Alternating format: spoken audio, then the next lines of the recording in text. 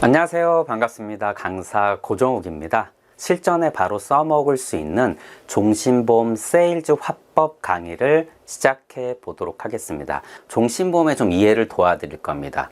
종신보험 어떤 이해? 다 알고 있는데? 네. 그 중에서도 제가 이제 이해를 도와드리고 싶은 부분은 뭐냐면, 종신보험 세일즈 할 때, 소비자들 분들의 이제 곱지 않은 시선 또는 컨설턴트 분들의 좀 곱지 않은 시선 중에 하나가 바로 정기보험과 비교되는 그 과정에서 결국은 종신보험의 적립금, 특히 어느 정도 시점이 지나가면 원금을 넘어설 수도 있다라는 이러한 이제 원금 회복 심리를 건드린다거나 또는 저축처럼 판매하는 이러한 이제 컨설팅의 방향들이 소비자분들 뿐만 아니라 컨설턴트 분들한테도 곱지 않은 시선을 받을 수 있다라는 것이죠.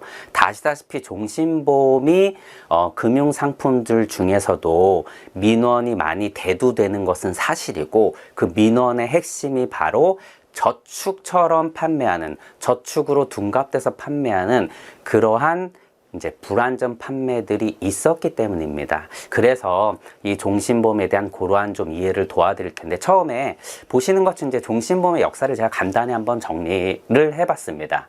자, 처음에 종신보험이 나왔을 때는 사망을 보장하는 이런, 어떻게 보면 유가족을 위한 경제적 부담을 해소시키는 그러한 데만 초점이 맞춰졌는데, 엄청나게 변화했죠. 보시는 것처럼 이제 선지급 기능들이 들어가고, 또 변액 종신보험도 나오고, 그 다음에 유니버셜 기능들이 들어가고, 연금 전환 기능들이 들어가고, 지금은 무해지, 저해지, 종신보험까지 나오고, 여기에 이러한 기능들이 복합적으로 들어가서 굉장히 다양한 상품들이 판매되고 있습니다. 자, 이렇게 변화되는 핵심, 그 근거는 뭘까요? 당연히 고령화입니다. 조선시대 평균 수명이 40대, 영유아 사망률 제하면 50세 정도였습니다. 그런데 지금은 대한민국 평균 수명이 남성도 80세를 조금 넘어선 80.5세입니다.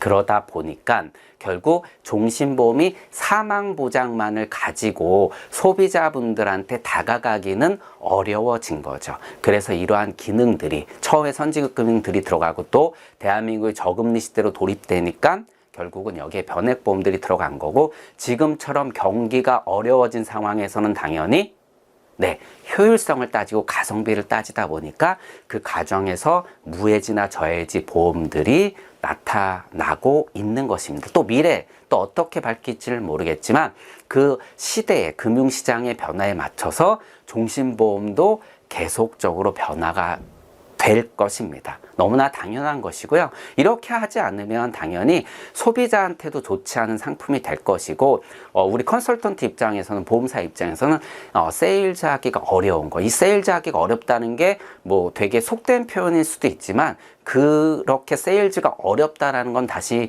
다른 말로 좀 표현을 하면요, 결국 소비자한테 맞지 않는 상품이 된다라는 겁니다. 그래서 계속해서 이렇게 변화될 것인데, 이렇게 이제 변화되는 그런 포인트를 잘 잡아서 이 부분을 세일즈 포인트로 잡아야 된다라는 것은 너무나도 당연한 이야기고, 많은 컨설턴트 분들도 그렇게 활용을 하고 있을 것이라고 생각을 합니다. 그리고 종신보험 정말 종류가 많은데, 제가 이제 이해를 돕기 위해서 크게 세 가지로 구분을 했습니다. 표준형, 기본적인 종신보험이고, 여기에 선지급형이 있고, 지금 저해지, 무해지형 상품이 있다. 이렇게 좀 크게 세 가지로 좀 나눠볼 수 있는데, 선지급형은 다 아시다시피 일찍 죽지 않고, 어떻게 보면 의학기술이 발달되고 유병기간이 길어지다 보니까 사망보험금보다는 치료비가 필요할 때 이러한 기능들이 굉장히 그 가족들한테 또는 본인들한테 도움이 될 것이고요. 그리고 지금과 같이 어려운 환경 속에서는 좀 더 같은 보장을 해주는데 저렴한 보험료를 제공할 수 있는 거. 물론 여기에는 소비자분들이 어떻게 보면 보험료를 저렴하게 해주는 대신에 그에 따른 상하는 어떤 리스크라고 하죠. 이것들이 있습니다. 당연히 중도, 납입을 완료하기 전에 해지한다라면 해지환급금은 표준형에 비해서 못 받거나 또는 덜 받는 이러한 이제 조건을 감수해야지만 됩니다.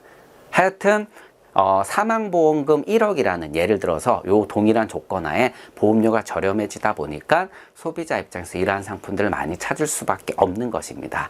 자, 그리고 이제 제가 앞서 이야기했던 부분들에 어떻게 보면 이제 종신보험의 적립기능, 저축기능 또는 원금을 넘어서는 이러한 기능 등에 대한 이해를 좀 도와드려 보도록 하겠습니다. 자, 종신보험은요, 말 그대로 이 내용을 그냥 정리하면 100% 받을 수 있는 보험이다. 왜냐? 인간 한번 죽기 때문에. 물론 여기는 이제 보험료를 다 납입하고 보험을 유지한다는 조건 하에서 요런 이제 결과 100% 받을 수 있다는 게 나올 것이고요. 두 번째, 종신보험이 이제 보장성 보험이냐 물어보면 너무나 당연한 것입니다. 그런데 제가 왜 이렇게 물어보냐면 이 보장성 보험의 정의를 보게 되면 중도의 해지 시 납입한 보험료를 넘어설 수 없다라는 이러한 조건이 있거든요. 근데 종신보험은 이걸 위배하는 것이죠. 그래서 종신보험을 이제 요렇게 제가 표현을 하는데 뭐 당연히 이제 보험 종류 중에선 인더먼트 인슈런스라 해서 양로보험이라는 게 있습니다. 이 양로보험은 보장의 성격과 저축의 성격을 둘 다 갖고 있는 보험을 말하는데 저는 종신보험이 이러한 이제 조건을 어떻게 보면 갖출 때, 다시 말씀드리면 중도의 납입 원금을 넘어서는 그러한 해지 환급금이 나올 수 있게 가입을 한다면 이러한 양로 보험의 성격을 갖고 있다. 즉 사망보장과 저축보장, 저축성을 모두 겸비하고 있다라고 얘기를 좀 하고 있습니다. 자, 해당 그래프는요. 제가 이제 가상으로 이렇게 이해를 돕기 위해서 만든 겁니다. 당연히 사망이라는 것은 젊었을 때 굉장히 낮습니다. 그런데 어느 정도 연령대가 되면 급격히 올라가는 이러한 예정 사망, 이제 이거는 가정이죠. 이렇게 사망할 것이라는 통계 자료가 있다라는 것이고요. 그리고 보험료를 우리가 납입하는 방식이 두 가지가 있는데 자연식 보험료 납입 방식, 편중식 이렇게 두 가지가 있죠. 자연식은 말 그대로 뭐 우리가 흔히 얘기하면 갱신형으로 생각하면 되겠죠. 나이 증가분에 따라서 또는 손해율 증가분에 따라서 보험료를 그냥 계속 미리 내는 것이 아니다라는 것이고요. 그리고 평준식 보험료 방식은 나는 소득기간이 한정돼 있는데 나는 지금 돈을 벌고 있고 나중에 돈을 못 벌 수도 있고 지금 재정 상황이 좋으니까 나는 5년, 10년, 20년 이렇게 기간을 한정해서 낼 거야. 그렇다면 이렇게 기간을 한정해서 낼 때 보험료를 균등하게 내는 거죠. 그래서 미래에 낼 보험료를 미리 내는 이러한 방식을 이제 평준식 보험료 방식이라고 제가 이해를 좀 도와드립니다. 그러면 어떤 일이 발생을 하냐? 이 부분이 굉장히 중요한 건데 보시는 것처럼 원래 그 위험률은 서서히 다시 말씀드리면 굉장히 낮게 가다가 갑자기 올라갑니다. 이러한 구조를 띠고 있고 보험료를 미리 냅니다. 그럼 보험료를 예를 들어서 뭐 월 30만 원씩 뭐 10만 명이 냈다고 가정을 해보겠습니다. 근데 그때 보험금이 이제 보험금 지급을 위한 돈들이 많이 쌓여져 있겠죠. 이것이 우리가 이제 책임준비금이라고 하는 것인데 이 책임준비금이 앞으로 지급될 보험금이라고 이해를 하시면 됩니다. 그런데 초창기에는 예를 들어서 젊었을 때는 보험료는 많이 들여져 있는데 많이 쌓여져 있는데 지급할 보험금은 적죠. 그러다 보니까 이 책임준비금이 굉장히 많이 쌓이면서 또 공시이율로 변동이율이겠죠. 이걸로 굴러가는 겁니다. 이런 구조를 뛰다 보니까 어떤 일들이 발생을 하냐면은 초창기에는 지급한 보험금은 낮고 쌓인 보험료는 많다 보니까 결국은 어떤 시점이 되면 여기 이제 제가 뭐 환급률 피크라고 이렇게 표현을 하는데 이 정도 시점이 되게 되면 엄청난 환급금이 쌓이겠죠. 이것이 이제 보험금 지급을 위한 책임준비금인데 근데 이게 언제부터 막 이제 나갈까요? 당연히 사망률이 높아지는 시점부터 엄청나게 이제 지급을 하고 결국은 어떻게 된다? 예, 우리가 다 알고 계신 수지상등 원칙에 의해서 걷어들인 보험료와 지급된 보험금 동일해야 된다. 물론 우리가 영업보험료라는 것은 이제 이러한 것뿐만 아니라 여기에 우리가 이제 써야질 사업비가 포함되는 건데 요걸 제외하고 결국은 이 둘은 동등해야 된다라고 해서 보험 상품이 만들어집니다. 그래서 저렇게 많이 쌓였던 이 보험금 지급을 위한 재원이 결국 순식간에 다 지급을 하고 0으로 떨어지죠. 이러한 구조를 갖고 있다 보니까 다시 말씀드리면 굉장히 사망률이 낮게 가다가 급격히 올라가는 구조, 그런데 보험료를 미리 내는 구조, 그래서 이 보험금이 굉장히 많이 쌓이는 이러한 이제 구조를 띠고 있다 보니까 결국은 일정 기간에